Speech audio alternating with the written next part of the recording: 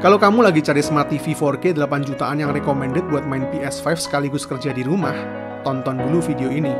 Tapi buat ngerasain experience Smart TV ini secara real time, pastiin kamu tonton video ini di resolusi 1080p dengan 60 frame per second.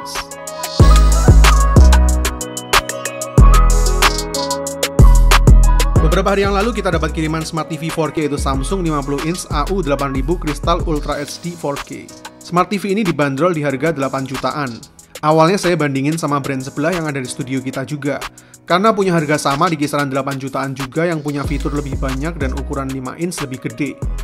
Tapi setelah kita compare langsung secara head to head, ternyata kualitas layarnya memang beda jauh.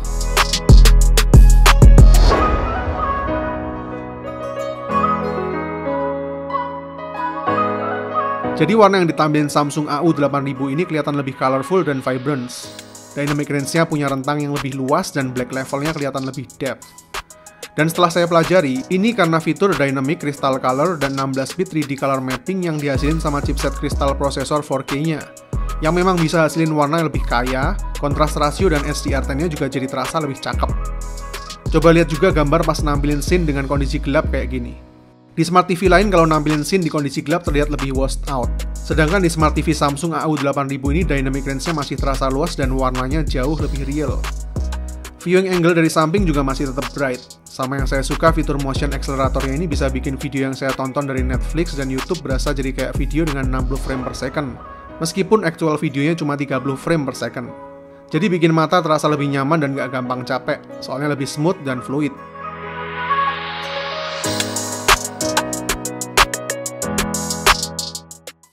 Tapi kalau buat main game PS5 yang udah punya standar 4K 60 frame per second sih nggak perlu lagi aktifin mode motion acceleratornya. Lebih cocok buat ningkatin frame rate di game-game PS4 sebelumnya yang cuma mentok di 30 frame per second aja. Alhasil semuanya berasa jadi 60 frame per second. Dan yang saya suka juga kalau buat main game, mode grafiknya otomatis jadi mode permainan. Jadi praktis sudah disettingin komposisi yang paling pas buat main game. Resolusinya tajam, HDR10-nya terasa banget, dan warnanya vibrant. Selain itu di HDMI port keduanya juga tersedia juga fitur eARC dan ada digital output optical audio juga. Jadi cocok banget buat kalian yang punya headset high-end buat nikmatin kualitas 3D sound yang ada di PS5 jauh lebih optimal lagi. Begitu juga kalau buat nonton Blu-ray movie Ultra HD, udah termasuk paling mantep di kelas harga 8 jutaan. Kalau menurut saya bass dari speaker bawaannya aman aja, belum bisa dibilang spesial, tapi untuk treble-nya sih udah oke.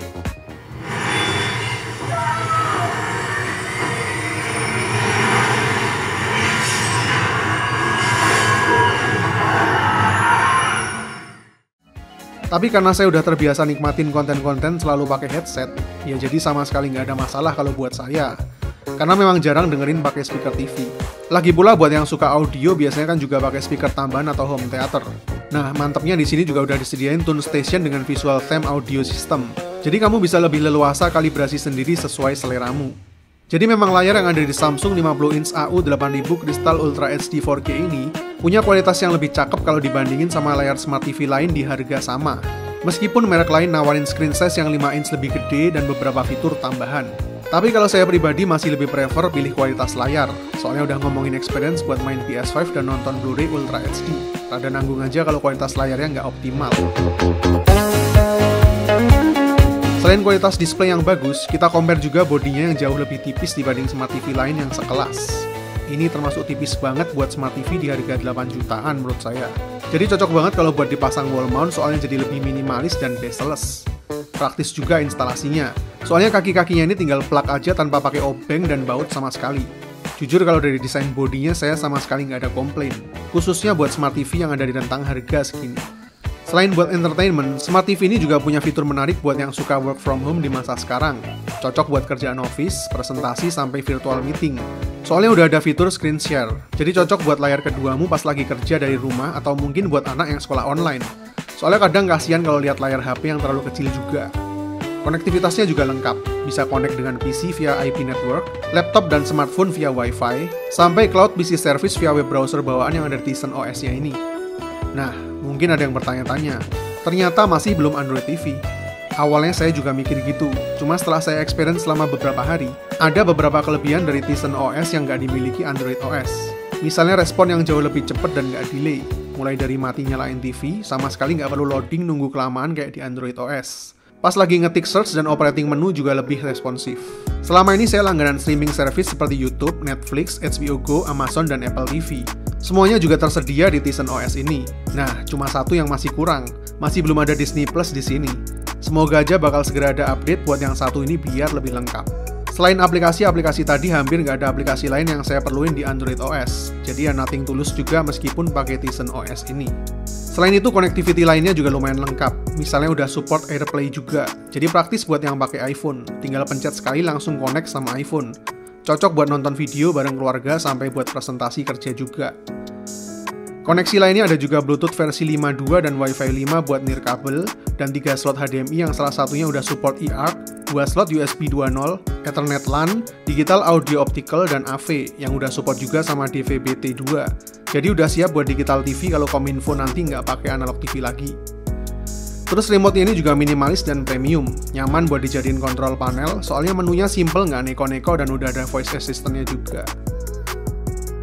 Oke, kesimpulannya. Selling point paling krusial yang ada di Samsung 50 inch AU 8000 Crystal Ultra HD 4K ini jelas ada di rentang harganya yang termasuk ekonomis. Apalagi punya kualitas layar yang jauh lebih premium kalau di-compare sama Smart TV lain di kelasnya. Selain itu, Air Slim bodinya yang tipis ini juga salah satu yang terbaik di kelasnya. Dan konektivitasnya yang lengkap buat hiburan sampai kerjaan. Untuk minusnya mungkin ada di kualitas speakernya yang perlu ditingkatin. Sama kalau buat saya pribadi, Tizen OS-nya yang belum ada Disney Plus-nya.